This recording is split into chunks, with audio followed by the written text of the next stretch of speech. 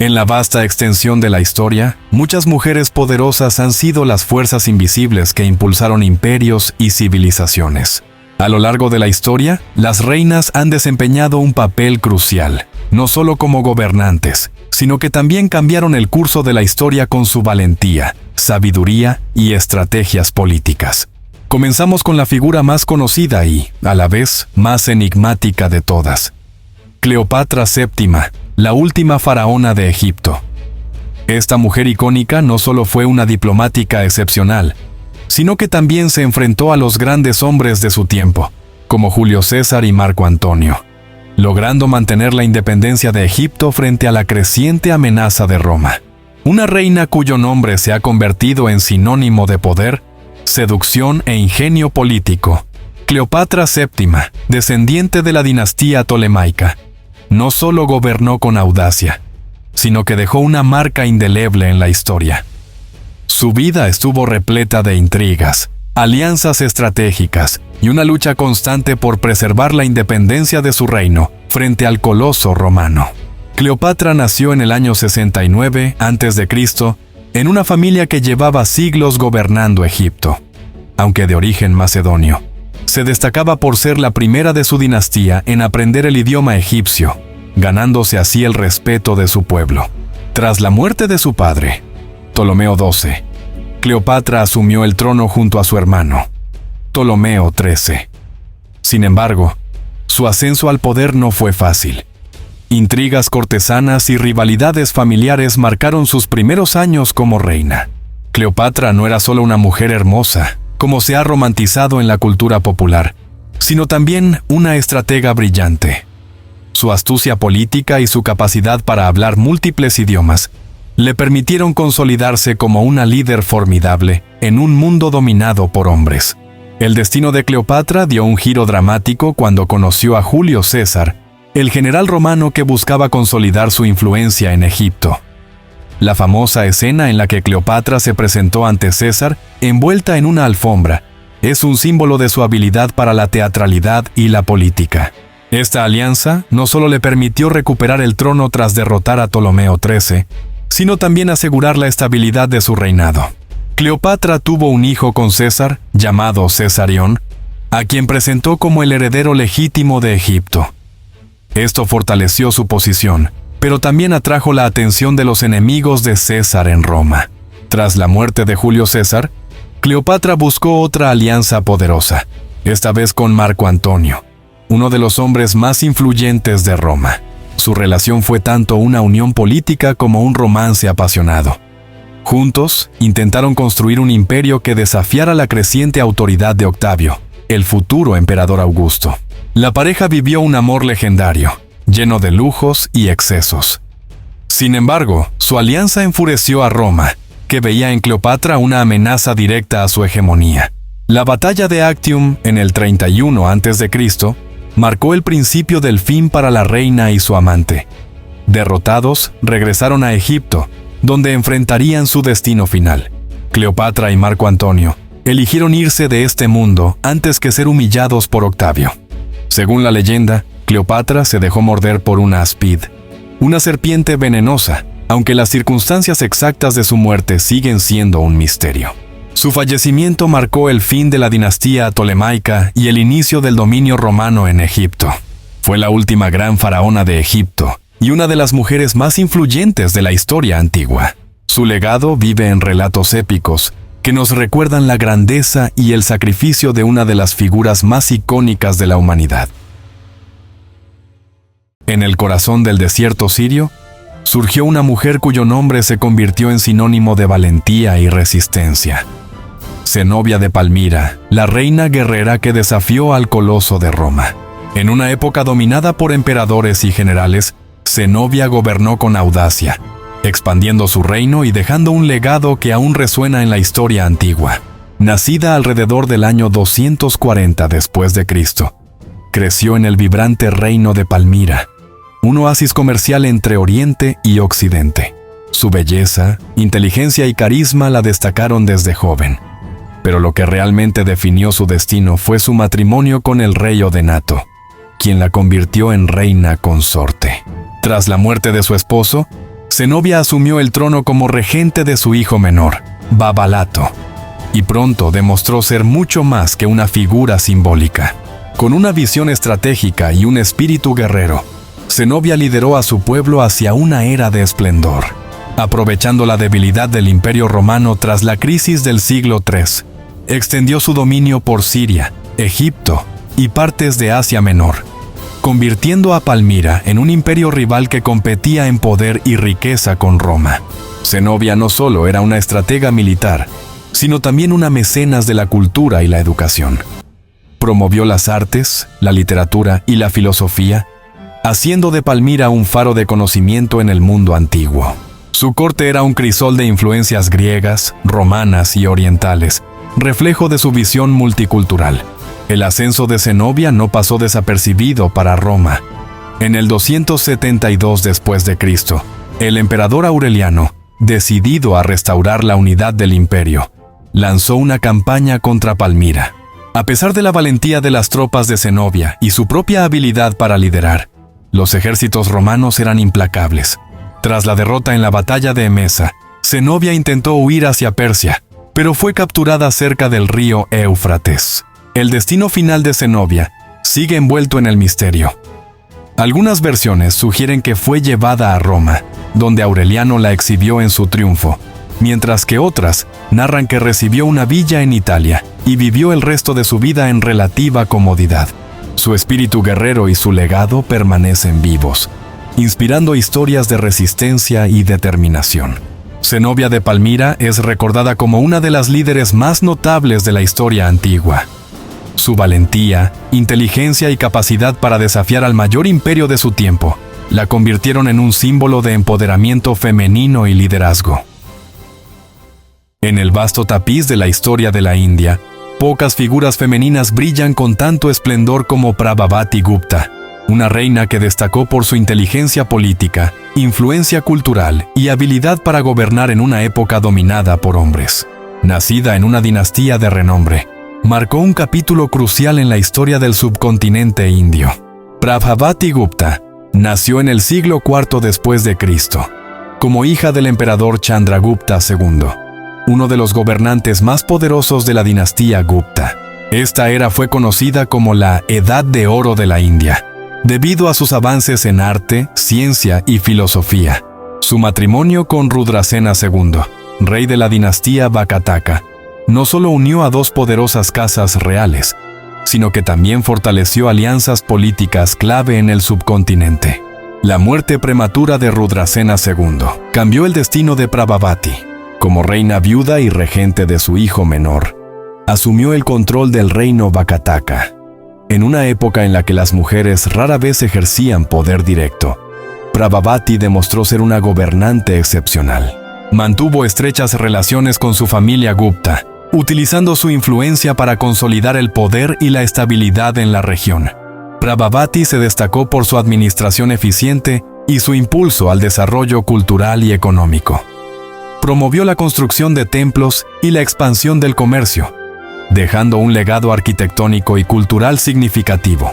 Prabhavati Gupta no solo fue una figura clave en la consolidación de la dinastía Vakataka, sino también una mujer que rompió barreras en su tiempo.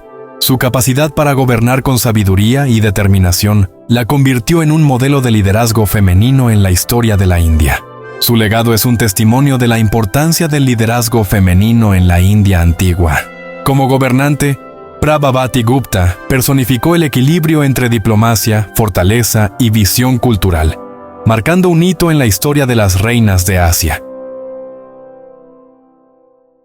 En la historia del Imperio Bizantino, pocas figuras brillan tanto como Teodora de Bizancio, la emperatriz cuya inteligencia, valor y determinación transformaron la política y la sociedad de su tiempo. Como esposa del emperador Justiniano I, Teodora no solo compartió el trono, sino que también se convirtió en una de las figuras más influyentes del siglo VI, desafiando las expectativas de género y dejando un legado imborrable. Teodora nació alrededor del año 500 después de Cristo en el seno de una familia humilde. Su padre era un cuidador de osos en el hipódromo de Constantinopla, y su juventud estuvo marcada por la pobreza. Sin embargo, gracias a su ingenio y carisma, Teodora encontró su camino hacia la corte imperial, donde conoció a Justiniano. A pesar de su origen, Justiniano se casó con ella, rompiendo las convenciones sociales de la época. Una vez en el trono, Teodora no fue una mera consorte. Se convirtió en una aliada política clave para Justiniano.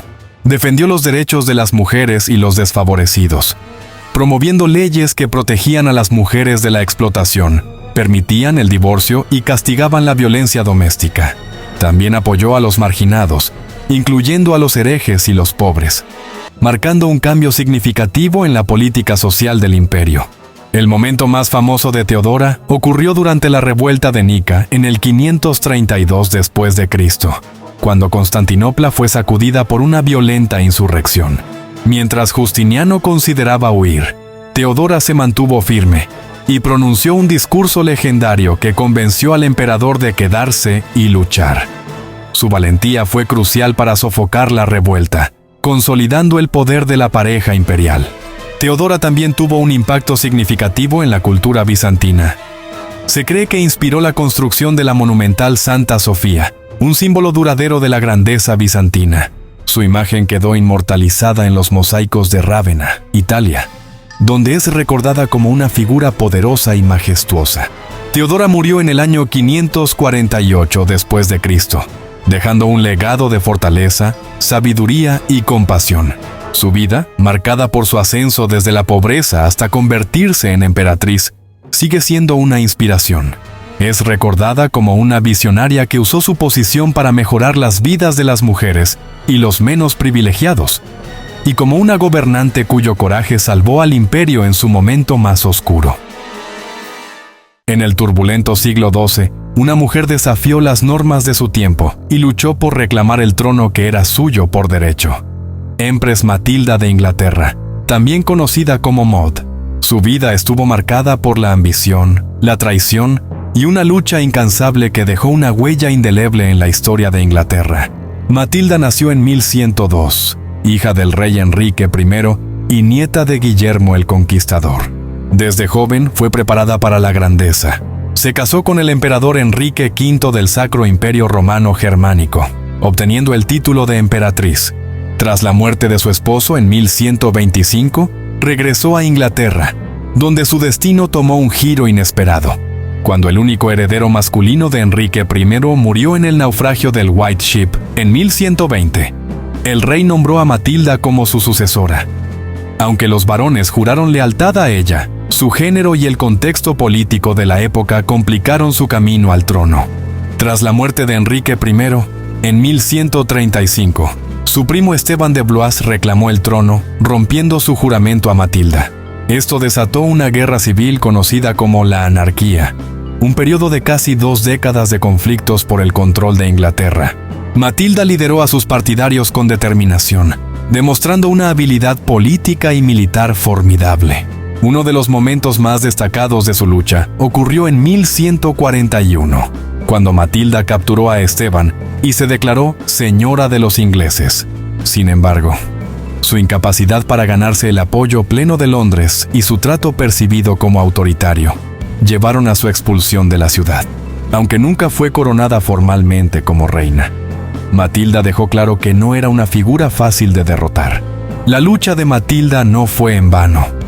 En 1153, después de años de conflictos, se firmó el Tratado de Wallingford, que reconoció a su hijo, Enrique II, como heredero al trono de Inglaterra. Este evento marcó el fin de la anarquía y el inicio de la dinastía Plantagenet, una de las más influyentes en la historia inglesa.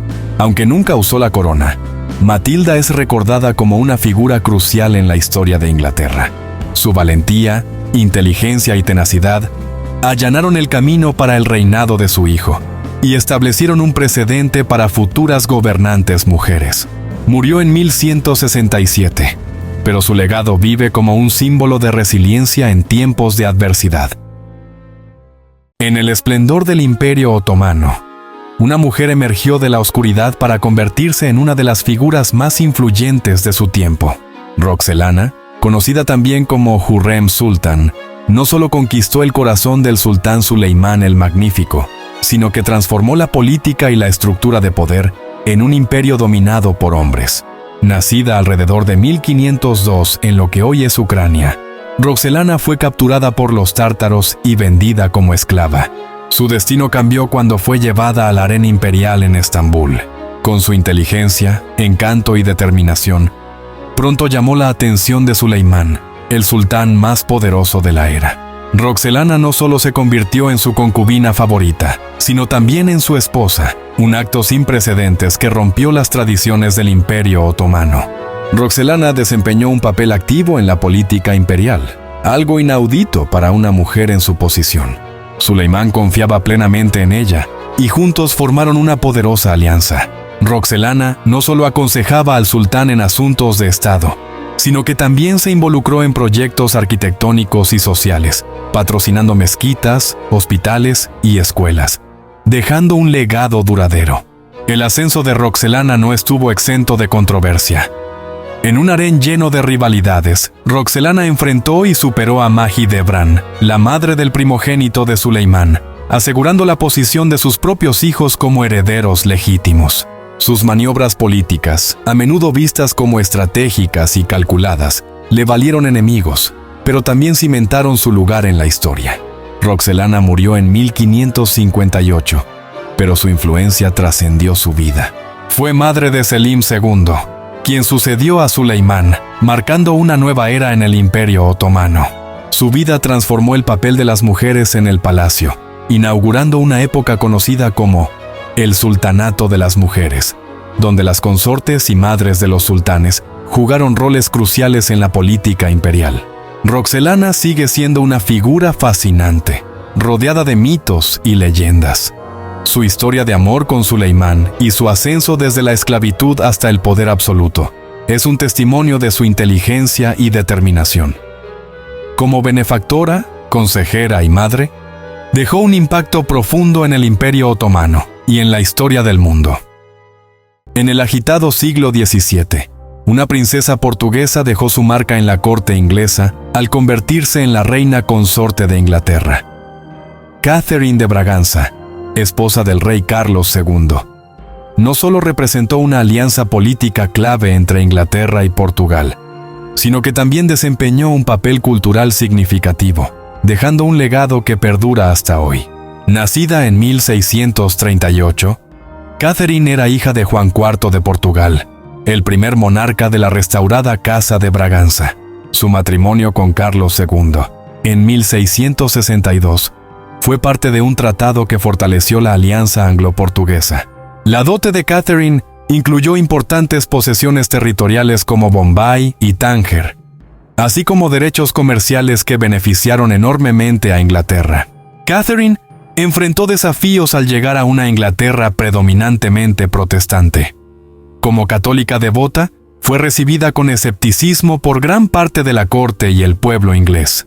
Sin embargo, su fe inquebrantable y su gracia personal le permitieron navegar en un ambiente hostil, consolidándose como una figura respetada. Catherine introdujo costumbres y tradiciones portuguesas a la corte inglesa, siendo una de las responsables de popularizar el té en Inglaterra, una bebida que se convertiría en un símbolo de la cultura británica. Además, promovió las artes y el teatro, que florecieron durante el reinado de Carlos II, conocido como la Restauración. El matrimonio de Catherine y Carlos fue afectado por la incapacidad de tener hijos, lo que creó tensiones en la sucesión. Aunque no fue madre de ningún heredero, Catherine mantuvo su posición como reina consorte, incluso frente a las múltiples relaciones extramatrimoniales de Carlos II. Tras la muerte de Carlos en 1685, Catherine regresó a Portugal, donde vivió el resto de sus días como una figura influyente en la corte portuguesa. Mantuvo su dignidad y devoción religiosa hasta su muerte en 1705, dejando un legado de perseverancia y contribuciones culturales. Catherine es recordada como una figura clave en la historia anglo-portuguesa. Su introducción del té y su apoyo a las artes son testamentos de su influencia duradera. A pesar de las dificultades que enfrentó como reina consorte en un ambiente religioso y culturalmente hostil, Catherine dejó una huella profunda en la historia de Inglaterra y Portugal. En la historia de los países nórdicos, Margaret I de Dinamarca brilla como una figura clave que unió bajo su liderazgo a Dinamarca, Noruega y Suecia. Su vida estuvo marcada por una astucia política inigualable, logrando forjar una unión que dio forma al destino de Escandinavia durante siglos. Nacida en 1353 como hija del rey Valdemar IV de Dinamarca, Margaret fue preparada desde joven para desempeñar un papel político importante. Se casó con Håkon VI de Noruega, fortaleciendo una alianza entre Dinamarca y Noruega. Este matrimonio la llevó a convertirse en reina consorte de Noruega y más tarde en madre del heredero Olav IV. Cuando Olav ascendió al trono noruego tras la muerte de su padre, Margaret asumió la regencia. Su habilidad para gobernar pronto quedó clara, consolidando su autoridad en Dinamarca y Noruega. Tras la muerte de Olav en 1387, Margaret tomó el control total como regente en Dinamarca y Noruega. Más tarde, cuando la nobleza sueca buscó su ayuda para derrocar al rey Alberto de Mecklemburgo, Margaret amplió su influencia a Suecia. En 1397, logró formalizar la Unión de Kalmar, unificando a Dinamarca, Noruega y Suecia bajo una única monarquía. Aunque los reinos mantuvieron cierta autonomía, la unión fue un hito histórico que fortaleció el poder de los países nórdicos frente a las potencias europeas. Margaret eligió a su sobrino adoptivo, Eric de Pomerania, como heredero, asegurando así la continuidad de la unión. Sin embargo, ella siguió siendo la figura dominante, manejando los asuntos políticos y diplomáticos con una maestría que le ganó el respeto y la admiración de su tiempo. Margaret gobernó con una combinación de firmeza y diplomacia. Fue conocida por su enfoque pragmático, su habilidad para resolver conflictos y su visión de una Escandinavia unida. Aunque la Unión de Kalmar enfrentó desafíos después de su muerte en 1412, su impacto perduró como símbolo de cooperación nórdica. Margaret I de Dinamarca es recordada como una de las mujeres más poderosas y visionarias de la Europa medieval. Su habilidad para liderar y su determinación para unificar los reinos nórdicos dejaron una huella profunda en la historia. Hoy, es celebrada como un ejemplo de liderazgo eficaz y diplomacia estratégica. Estas reinas fueron figuras fundamentales en la historia, aunque sus nombres no siempre son reconocidos como deberían.